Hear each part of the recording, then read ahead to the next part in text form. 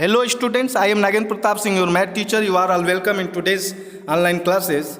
Today I am going to solve question number 15, 16 and 17 of exercise 5A. And 15 question is simplify. इसमें दिया हुआ है 3⁵ into 10⁵ into 25 अपान 5⁵7 into 6⁵5। इसमें यदि इस तरह का क्वेश्चन है तो सबसे पहले आपको क्या करना चाहिए ये मैं बता देता हूँ। इसमें सबसे पहले आपको बेस को बराबर करना चाहिए और पावर को बराबर करना चाहिए, जितना आप कर सकते हैं। जिसको आप दूसरे पावर के बराबर कर सकते हैं, दूसरे बेस के बराबर कर सकते हैं, तो इसको आप कर सकते हैं। इसमें दो रूल होता है, यदि बेस सेम होता है तो पावर को जोड़ देते हैं यदि बीच में मल्टीप्लाई का चिन्ह है, और यदि पावर सेम है तो बेस को आपस में मल्टीप्लाई कर देते हैं। ठीक, ये दो चीज़ आप याद रखिएगा। अब इसमें देखते हैं कि जो कंपोजिट नंबर होता है उसका हम प्राइम फैक्टर निकाल देते हैं। जैसे यहाँ 10 का निकाले हैं तो 2 और 5 आया है, 6 का निकाले हैं तो 2 और 3 आया है, 25 का निकाले हैं तो 5 आया है। अब देखिए, अब इसको दूसरे स्टेप में कैसे लिखेंगे। 3⁵ इंटू 10⁵ को हम लिखेंगे जो इसके दोनों ये प्राइम फैक्टर आए हैं उसी के रूप में 2⁵ इंटू 5⁵5। ये 10 का हमने फैक्टर निकाल दिया, जो इसके साथ पावर होता है वही पावर उनके फैक्टर के साथ लगा दिया जाता है। आया समझ में? तो 10⁵ की जगह हम लिखेंगे 2⁵ इंटू 5⁵5। 25 का आपका दो फैक्टर निकला है, तो 5 इंटू 5 को पावर में नोटेशनल फॉर्म में यदि आपको लिखना है तो कैसे लिखेंगे, 5⁻²। नीचे देखिए अपान 5⁻7 है तो 5⁻7 रखेंगे, इंटू है तो इंटू 6⁵5 को हम लिखेंगे 2⁵5 इंटू 3⁵5। 6 के जो फैक्टर आए हैं 2 और 3 आए हैं, और 6 के साथ जो पावर है वही इनके साथ भी पावर रखेंगे। अब देखिए, यदि बेस जो सेम है उनके पावर को आप ऐड कर लीजिए, तो 3⁵5 इंटू 2⁵5। अब ये बेस सेम है तो इनके पावर को जोड़ देंगे तो क्या हो जाएगा, 5⁻7 अपान 5⁻7 इंटू 2⁵5 इंटू 3⁻5। अब इससे और हम रिड्यूस नहीं कर सकते हैं। अब देखिए, इसको अब हम कटाएंगे। ये 5⁻7 है, ये भी 5⁻7 है तो दोनों कट गया। ये 2⁵5 है, ये भी 2⁵5 है न्यूमरेटर और डिनोमिनेटर में, तो ये भी कैंसिल हो गया। ये 3⁵5 है, ये भी 3⁵5 है, तो ये भी आपका कैंसिल हो जाएगा। क्या बचेगा, 1, और यही 1 आपका उत्तर होगा। दूसरा जो दिया है देखिए, simplify 16 into 2n+1 minus 4 into 2⁻n अपान 16 into 2n+2 minus 2 into 2n+2। Same वही चीज़ है। इसमें ऐसा कीजिए, देखिए नीचे देखिए n+2 पावर है, यहाँ भी n+2 पावर है, तो ऐसा कीजिए कि इस ऊपर भी आपका दोनों टर्म में n+2 हो जाए और यहाँ भी n+2 पावर आ जाए, ताकि ये जो कॉमन होगा उसको हम बाहर निकाल देंगे और जो अनकॉमन होगा उसको हम ब्रैकेट में ले लेंगे। तो क्या इसको हम इस फॉर्म में लिख सकते हैं कि नहीं, इसको लिख सकते हैं कि नहीं, तो हम आसानी से लिख सकते हैं। कैसे, 16 को हम 8 इंटू 2 लिख सकते हैं कि नहीं।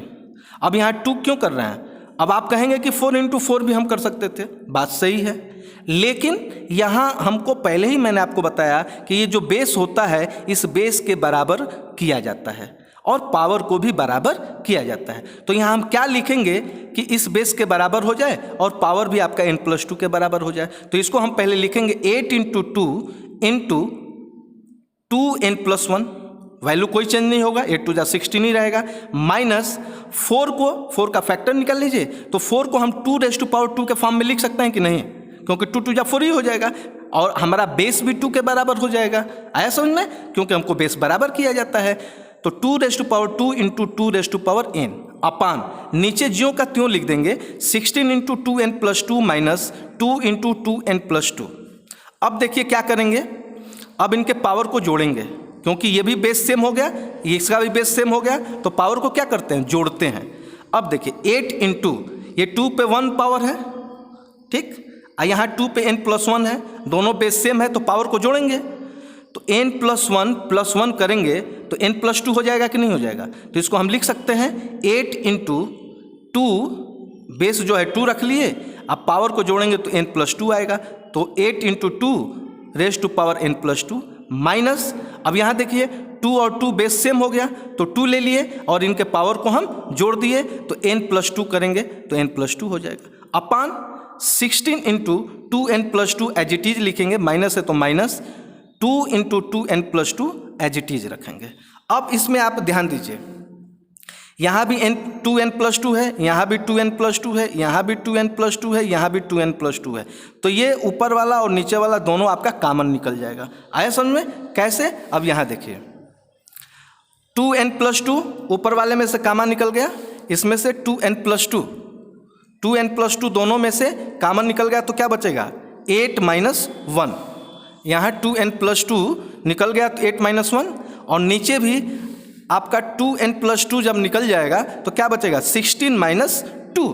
तो यहाँ हमने लिख दिया 2n+2 इन ब्रैकेट 16 - 2।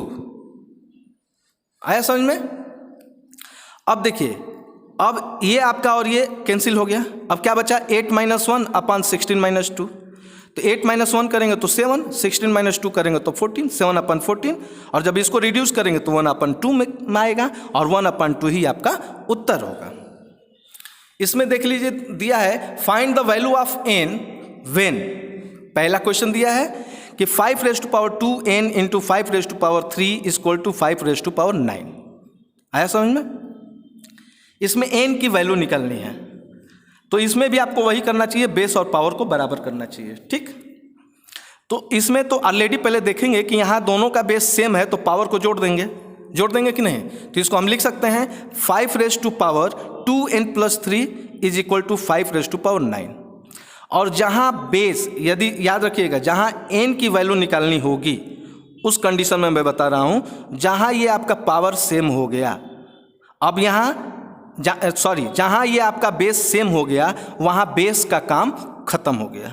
आया समझ में? अब दोनों का जो पावर है उसको लेके आप n की वैल्यू निकालेंगे। तो यहाँ बेस सेम हो गया, अब बेस को आप छोड़ दीजिए, अब दोनों का केवल पावर लेंगे। तो दोनों का पावर क्या है 2n+3 इक्वल टू 9। अब ये 3 राइट साइड जाएगा तो क्या हो जाएगा 2n इक्वल टू 9 - 3, तो 2n इक्वल टू 6 होगा, 9 में से 3 घटाएंगे तो 6। देयरफॉर n इक्वल टू 6/2, तो 6 को जब 2 से डिवाइड करेंगे तो 3 टाइम्स जाएगा, देयरफॉर n इक्वल टू 3। यही आपका उत्तर होगा।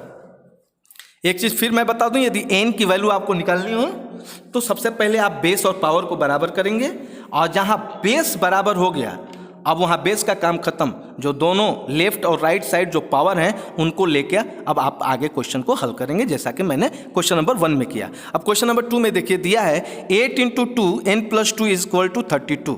अब ये देखिए यहाँ जिस पे पावर दिया है ये 2 बेस है, तो ऐसा करेंगे कि इसका भी बेस 2 के बराबर ही हो जाए। तो 8 को जब इस फॉर्म में हम लिखेंगे तो 8 को लिख सकता ना 2⁻3, क्योंकि 2 × 2 × 2 इक्वल टू 8 ही होगा। तो इसको हम 2⁻3 के फॉर्म में लिखेंगे into 2n+2 is equal to 32 को हम लिख सकते हैं 2⁵, क्योंकि 2 को आपस में 5 बार मल्टीप्लाई करेंगे तो 32 के वैल्यू के बराबर होगा। अब देखिए यहाँ भी ये भी 2 और ये भी 2 बेस सेम हो गया, बीच में मल्टीप्लाई का चिन्ह है, तो पावर को क्या करेंगे जोड़ देंगे।